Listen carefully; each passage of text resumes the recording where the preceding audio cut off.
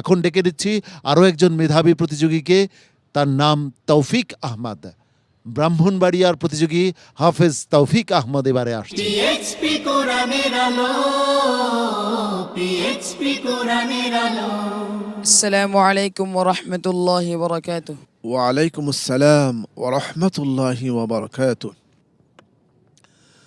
أعوذ بالله من الشيطان الرجيم. فضلا من الله ونعمة. أعوذ بالله من الشيطان الرجيم. بسم الله الرحمن الرحيم. ولو أنهم صبروا حتى تخرج إليهم لكان خيرا لهم والله غفور رحيم. يا أيها الذين آمنوا إن جاءكم فاسق بنبأ فتبينوا أن تصيبوا قوما بجهالة فتصبحوا على ما فعلتم نادمين. واعلموا أن فيكم رسول الله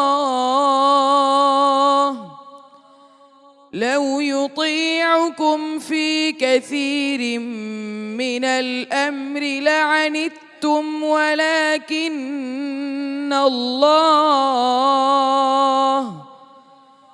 ولكن الله حبب إليكم الإيمان وزينه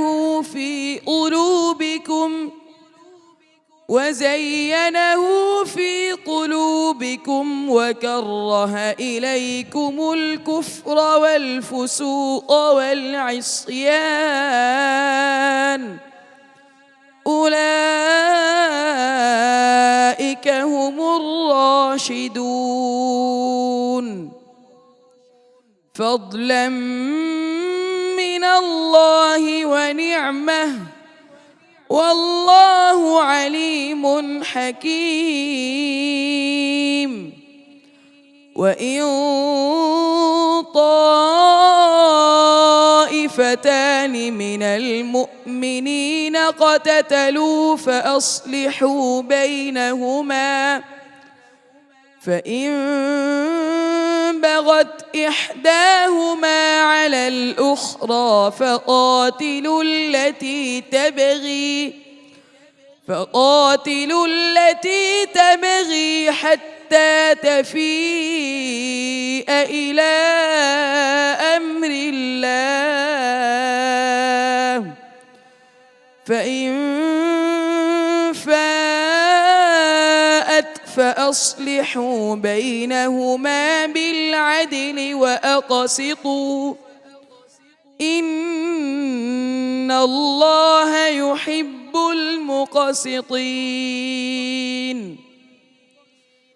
إنما المؤمنون إخوة فأصلحوا بين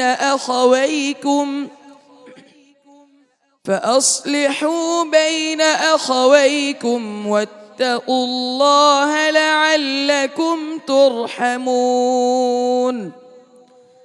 يا أيها الذين آمنوا لا يسخر قوم من قوم عسى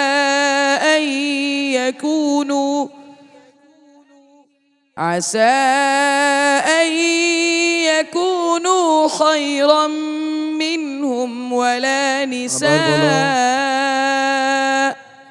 আবার বলো। عسى أن يكونوا خيرا منهم ولا نساء আরেকবার চেষ্টা করো।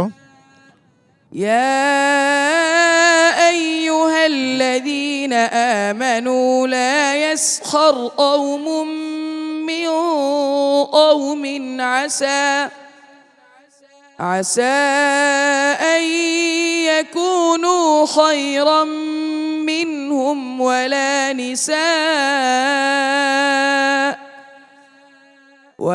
نساء من نساء عسى أن يكن خيرا منهن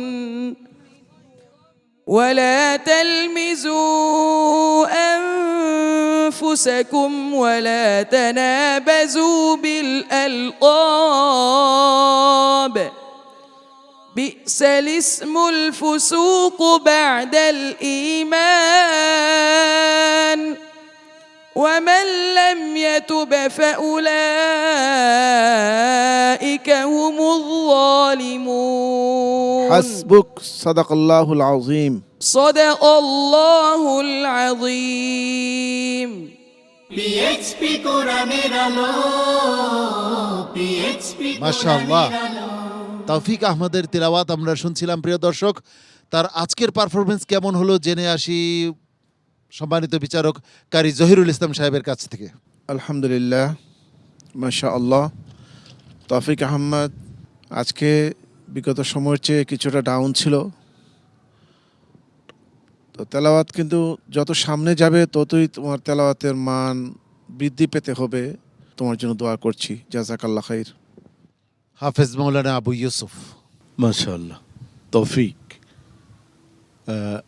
তোমার কিন্তু খুব সুন্দর একটা কণ্ঠ এবং তেলাওয়াতও কিন্তু তোমার খুব ভালো, কিন্তু তেলাওয়াতের যে পুরো মজাটা সেটা আজকে পাইনি পুরো। আমি পার্সোনালি বলছি, এই তোমার তেলাওয়াতে আরও মজা আছে। হ্যাঁ, সেটা আমি জানি না কেন তুমি দিতে পারোনি, কিন্তু এখানে এই প্রতিটা পর্ব অত্যন্ত গুরুত্ব তোমাদের দিতে হবে, মনে থাকবে। আর গলার প্রতি যত্ন রাখবে, হ্যাঁ, গলাটা যাতে বসে না যায়, যেহেতু এখন একেবারে চূড়ান্ত পর্যায়ে তোমরা সামনের দিকে এগিয়ে যাচ্ছ, বিজয়ের দিকে, বিজয় ছিনিয়ে আনার জন্য। তাই এটা খেয়াল রাখবে, এগিয়ে যাও ইনশাআল্লাহ। সামনের পর্বগুলোতে আরো ভালো করবে এই প্রত্যাশা রইল, দোয়া রইল আমার পক্ষ থেকে। السلام عليكم ورحمة الله وبركاته পিএইচপি কোরআনের আলো